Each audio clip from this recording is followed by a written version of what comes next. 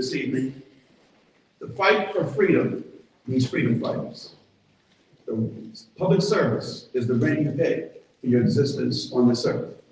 Those were the credos that were burned into the DNA of 4 generations of my family, beginning with the late Dr. Lily Mae Jackson, and what she took into 3 other generations, including one sitting here in front of me, my uncle, State Senator Michael Mitchell, who is here in the audience tonight, as well as my sister, Lisa Mitchell Sinar. And so that type of burning into the DNA of Juanita Jackson Mitchell, Clarence Mitchell Jr., Perrin Mitchell, Clarence Mitchell III, and down into my Lisa, myself, and our children. That's the same energy that came from Mamie Todd Bland and the generations before her that burned that same credo, that same leading to Benjamin Todd.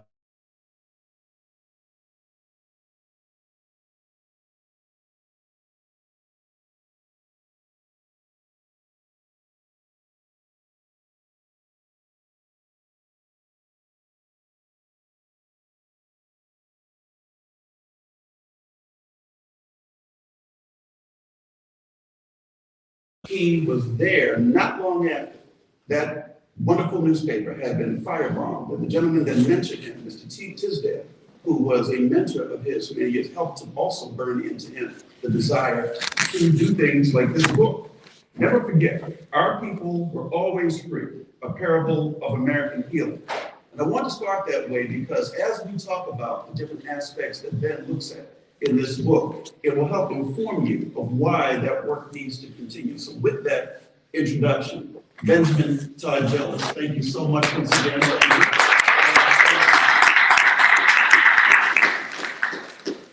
Thank you, Steve, for good to see you, Mike. Good to see you. You know, this, first of all, I want to thank the Enoch Pratt Library. It's such an honor to be here. I see my cousins. You guys are every buy flowers, Baltimore Blossom Studio. Yes. Okay. Ashford, my cousin Rachel. We've got some flowers. That's our flowers. And thank you. Good. We did great. Fantastic. Really the best library. My son Jack is here. Jack. And the audience. This library was a special place for my mom. My mom was such a precocious reader growing up in Southern Hopkins that Hopkins sent researchers over to study her when she was like 3 years old. Because they didn't understand how a Negro child who was 3 could be reading multiple grade levels ahead. But that was my mom, and she loved this place. My grandmother really got her start in Baltimore watching Mike. To be honest. She was Juanita's babysitter. Juanita Mitchell, Claire's grandma, would run the branch meetings. She was also, Kate showed up here, a college graduate, a member of Delta Sigma Theta, and on her own path. She go to work for Planned Parenthood. She mentored, if you want to see Senator Mikulski cry, mention my grandma. She mentored Barbara Mikulski as a social worker. She came back from social work school, and Thurgood Marshall, just to set it up a little bit, Thurgood Marshall had sued the graduate schools in Maryland, the public graduate schools in the 30s. It was the only real precursor to Brown versus Board. Maryland had no law against educating blacks in its graduate schools, but its practice was to exclude all of them. And so the decision was that Maryland would pay for black graduate students to go out of state. As my grandmother did. Juanita Mitchell went to the University of Pennsylvania at the age of 14 and graduated from the University of Pennsylvania at 18 on Maryland, paying her tuition to go to an Ivy League school as opposed to go here. That's how deep racism was. And I teach at the University of Pennsylvania today because my grandmother graduated in 1953, paid for by the state of Maryland, who I think was pretty much trying to export Juanita and export maybe the likes of them would never come back, but she came right back. And she started a war with the gentlemen's clubs in Baltimore, they were sexually exploiting 12-year-olds as 13-year-old girls. And that's how Child Protective Services in the city was started.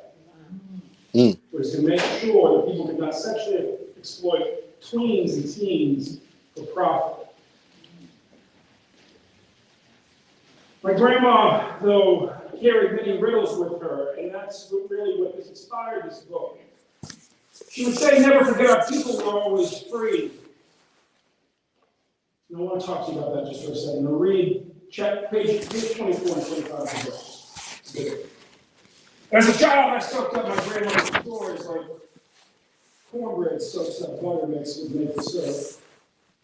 My grandmother, like every woman we knew before her in her bloodline, was the family griot. She was the one who told stories over and over, while she cooked, while we ate, while we played cards, while we sat on the beach. She was a veteran statewide leader in the war on poverty and a local soldier in the civil rights movement. Usually she told her tales and those of her parents and grandparents as a form of instruction, like an old general.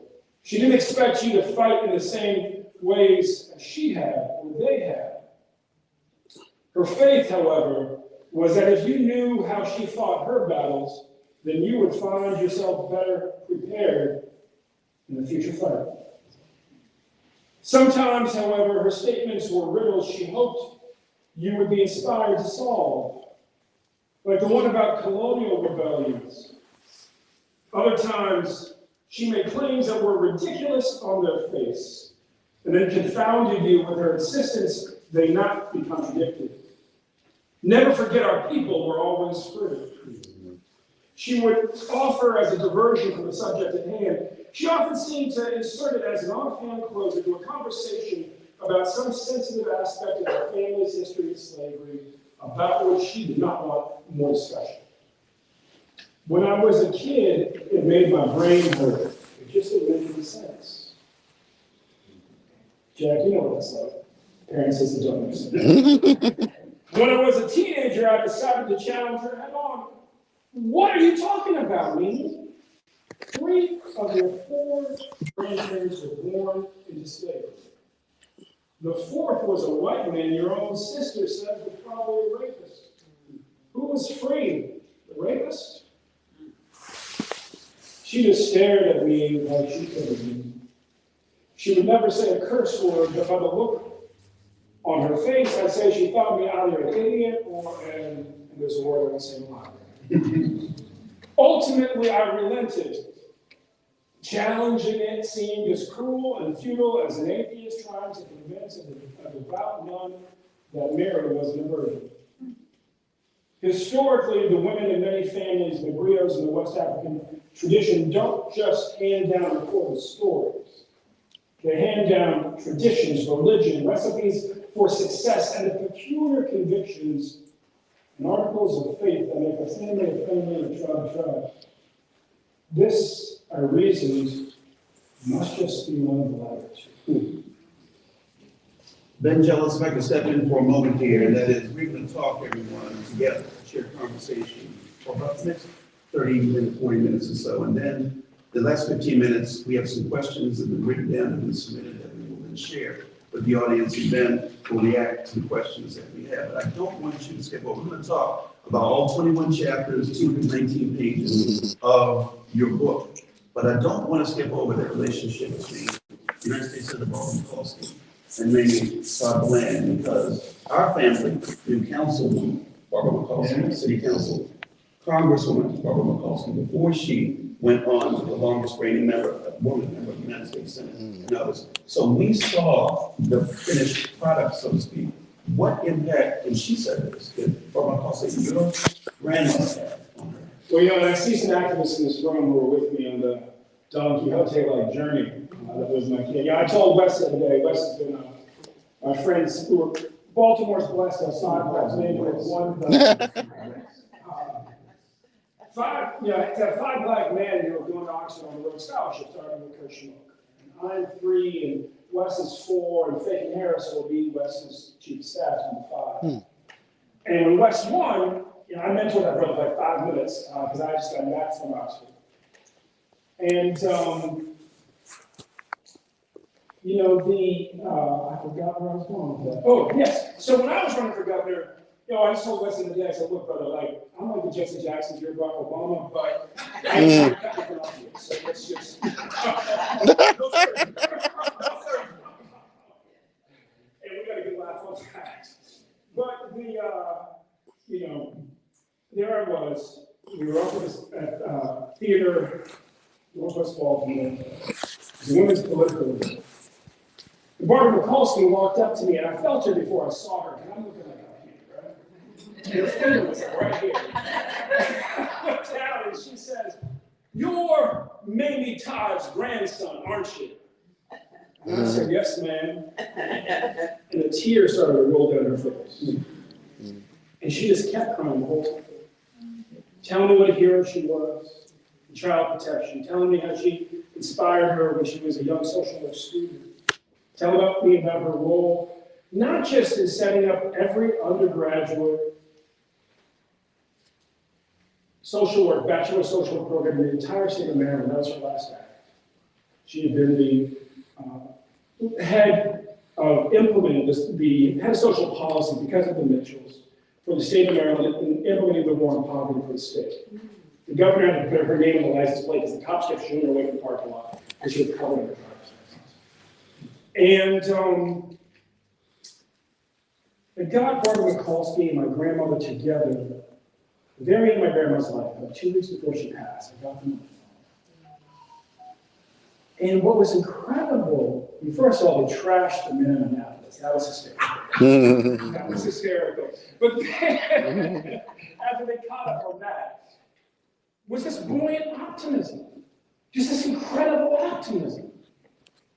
And it reminded me, I challenged my grandmother on that too. I got back from Columbia University, and some people went to the Ivy League, and it makes them jaded for a minute. It's kind of a fashion in those places. My grandmother looked at me, and she said, "Baby, how did you become such a pessimist?" She said, "That's true. Pessimists are right more, but optimists win more." All right. And as for me, I'll take the winning. And I said, "What do you mean, Grandma?" And she said, "Life is like a boxing match. Think about Muhammad Ali and the rumble in the jungle. Pessimist gets in that ring and they say, you know what, I'm going to get beaten up, I'm going to get knocked down. In round 1 that happens, round 2 that happens, round 3 they get beaten up and knocked down again, and round 4 they throw in the towel because 3 points on a graph is a train, it's over." So, but the optimist is like Muhammad Ali. They might get knocked around by George Foreman every single round, but every round they get back in saying, this might be the round I don't get knocked out. And then in the 12th, they say, you know what, just hold it together. All you got to be is the last man standing in this round, and all that getting knocked around don't matter. It's the women who raised us. Juanita trained my grandma. The Mitchells invested her. Her most prized role in all of Maryland was being the secretary for the secret cabal. That was Juanita, Perrin, and Clarence Mitchell planning how the legislation that Clarence was helping to design down in Washington with Perrin, Clarence really even more of an architect, but Perrin helping to pass, was going to be implemented in the city that they love so much. From that experience, she would always tell me, if they ever ask you to be the secretary, never turn it down because you get to control what everybody recalls that they actually said. Right. Once again, Vangelis, never forget our people were always free. That's the book. Please get it. And when it comes to the issue of lies, you're talking about 3 lies about race in here. Let's just deal with a couple of them. Let's go about when you read about it has always been this way. What do you mean by that being a lie? My grandmother would say, never forget, before there were slave rebellions, there were colonial rebellions. My college professor, the first man to tell me political science, Charles V. Hamilton, and co-author of Black Power, Circle Carmichael, said the same thing. And I pushed him on it, and I said, what are you talking about? He said, politics is a lot like physics. Where every action is an equal and opposite reaction. We would call that, Bush, Clinton, Clinton, Bush, Bush, Obama, Obama, Trump, like that. And he said, it's something in motion, and race relations is always in motion, will return to its original state. The problem with Americans is that we can only remember what we see on a screen.